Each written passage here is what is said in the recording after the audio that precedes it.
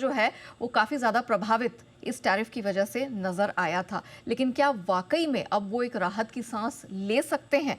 ये इनके लिए कितना बड़ा गेम चेंजर साबित हुआ है, जो फादर ऑफ ऑल डील्स का ऐलान हमने देर रात आते हुए देखा। आइए इसी पर बात करते हैं। हमारे साथ अरुण सेकसरिया जी, जो कि एमडी हैं डीडी कॉटन के, वो जुड़ चुके हैं। Arun sir, thank you so much समय निकालकर हमारे साथ जुड़ने के लिए। सर, आपका पहला ही रिएक्शन मैं जानना चाहूँगी।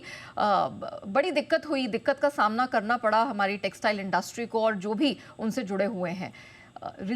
अब रिलीफ महसूस कर रहे हैं सर? अब लगता है कि we are back in game, bounce back है यहाँ से? See, first and foremost, we had the mother of days, the EU, hmm, and now the father of days was very much on time and expected. So last year के तीन बहुत महत्वपूर्ण events थे. One was the budget, one was the EU deal, and one was the expected US tariff deal. So इसका बहुत बड़ा स्वागत है और ये entire textile value chain बहुत बड़ा benefit है. इससे काफी राहत मिली है to everybody, not only to the mills or manufacturing the textiles which are exported, but complete value chain के अंदर, right from cotton people, right from the workers, right from the production, सब चीज में काफी राहत मिली. एंड मेरा मानना ये है कि आज today India, as compared to the other competitors like Pakistan, like China, like Bangladesh, like Indonesia, अपना हमारे जो टैरिफ है 18% है, ये सबसे लोएस्ट है. आज दूसरे देशों में किसमें 19% है, किसमें 20% है, किसमें 18% है. तो India is the lowest in 18%. अपने से लोअर देन टर्की है. टर्की की इकोनॉमिक कंडीशंस देखते हुए I think we are at benefit with as compared to all the competitors.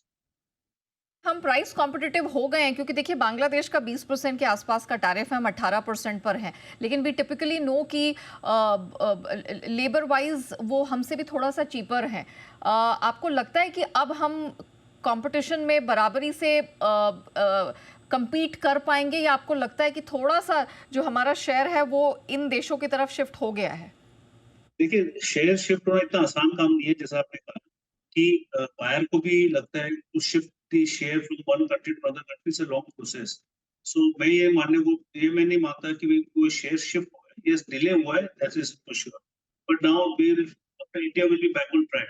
Number दो, जहां तक कॉटन का सवाल है, टेक्सटाइल के अंदर एक मेन होता है cotton. So competitiveness in raw cotton is very important. Hindustan के अंदर बहुत बड़ा प्रोडक्शन है कॉटन का, जो कि वियतनाम में नहीं है, जो कि बांग्लादेश में नहीं है, जो कि पाकिस्तान में नहीं है, जो कि इंडोनेशिया में नहीं है. सो हिंदुस्तान के जितने भी जो मिल है, जितने भी जो exporter, they should get benefit of the raw material from India. और उसके लिए गवर्नमेंट को, we are expecting the government to announce certain benefits in form of pricing. आज जैसे अभी आज एमएसपी ऑपरेशन होता है हिंदुस्तान में. सो गवर्नमेंट को ये एक प्रस्ताव रखा गया है, अप्रोच किया गवर्नमेंट की, जो सीसीआई जो प्राइसिंग करती है उसका एक बेसिस नक्की कर ले कि क्या प्राइसिंग होनी चाहिए. तो उससे कॉम्पिटिटिवनेस आ जाएगी और लोग मिलों को जो भी एक्सपोर्ट करते हैं उनको आगे के सौदे करने में आसान रहेगा. All the buyers they want long term contracts. You can't do long term contracts if cotton is not. And दूसरी चीज है कि इंपोर्ट्स के अंदर एज 11% ड्यूटी है. तो ये कभी खुलासा करना बाकी है कि ये जो ट्रेड डील हुई है, ट्रेड है, उसके अंदर यूएस की कॉटन जो अगर आएगी तो वो इज इट विद 11% ड्यूटी और is it with duty free. इसका दो खुलासा आना बाकी है. Alright Arun sir, thank you so much समय निकालकर हमारे साथ जुड़ने के लिए और आपका तुरंत इमीडिएट रिएक्शन देने के लिए कि अब यहाँ से जो पूरी कह सकते हैं कि टेक्सटाइल सेक्टर की जो चेन है उस पर किस तरह का इम्पैक्ट पड़ेगा and where does India stand now. ये बहुत बेहतरीन तरीके से आपने समझाया। आपका बहुत बहुत धन्यवाद आपके समय के लिए।